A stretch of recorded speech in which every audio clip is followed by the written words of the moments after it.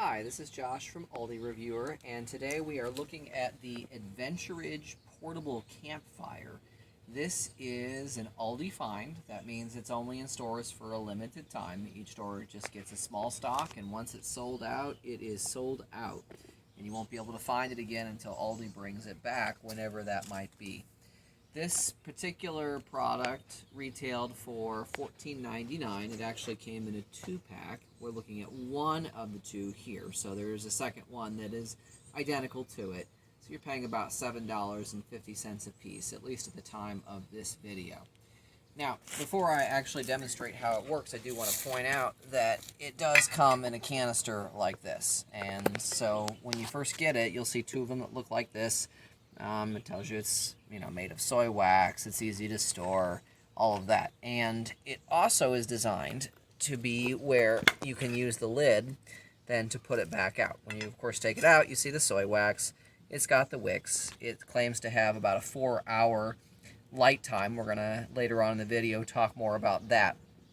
To light it, it's pretty simple. You find a surface that is obviously heat resistant, not going to catch up in flames. So a concrete patio is as good a place as any. And then you light it. And it does get hot. To put it out, you're supposed to be able just to put the lid back on it. So I'll go ahead and light this thing, and we'll see what it looks like.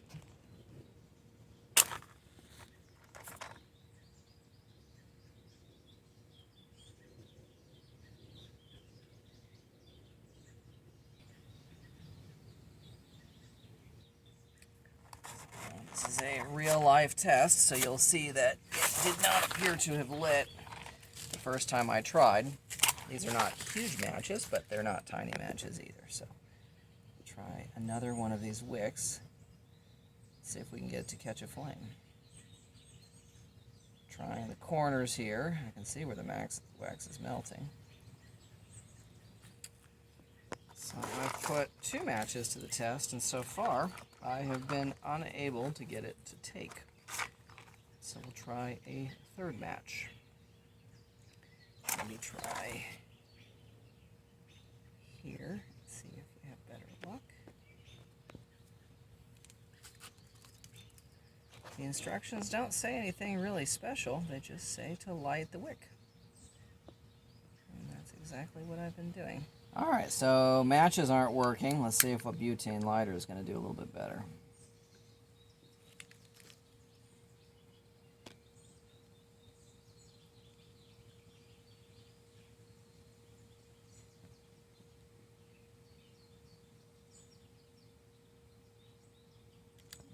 There for quite a while.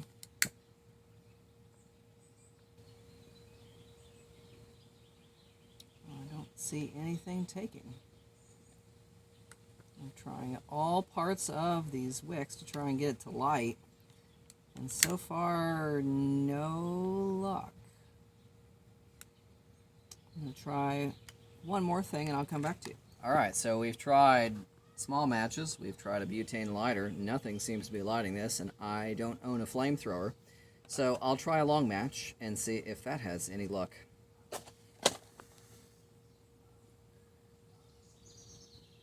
I think that wick actually is lit now. That was a bare, but it appears that I finally got one of the wicks lit up. It took a long match to do it. But I do think, and I got it along the edge, seeing if I can have any luck lighting any of the other wicks as well. Looks like I got the second wick lit. I don't know, the instructions don't make it clear. It just says to light the wick singular. I assume by wick they mean like the 4 of these. And the fire may spread. Okay, so now something finally is starting to happen here. And you can see. So one of the wicks is lit. I think I've got 2 of them. I don't know if I have 3. So I had the best luck with long matches. I did not have luck with a small match, and even a butane lighter was not really helpful. The burn time on this is supposed to be, as I said earlier, about 4 hours or so, and that is something that later on in this video we are going to test. So what we'll do is a little bit later we'll come back after it's been burning for a while. When you put it out, and I'm going to put it out here temporarily here in just a second, you can already see where the wax is melting. When you put it out, you are advised to allow the wax to cool and harden before you move it, and that makes sense. You don't want to drip hot wax on yourself or something like that. So I'm going to go ahead and attempt to put it out.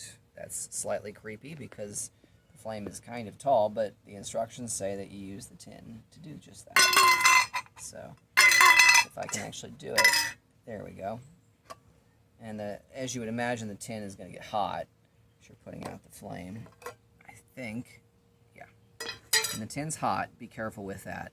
But you can see how that did snuff out the flame. So we'll let it cool off, and we'll come back and we'll relight it later on, and we'll see about longevity. So this has been going for about an hour now, and it's been interesting. In the first half hour, it actually bubbled over, and you can see the wax there that's on the ground. And now it hasn't bubbled over since then. It just did it one time, but obviously created a bit of a mess. We're about an hour in, and I would say it looks like it's on track for about a 4-hour burn. It's still lit. It's not putting out a ton of heat, but it's putting out enough fire that you could cook a marshmallow or something over it. So I mean, it's definitely got its drawbacks. On the positive side, it is putting out fire and seems to be doing it consistently, but between the problems lighting it and between obviously it boiling over, there are obviously some serious drawbacks to this particular product.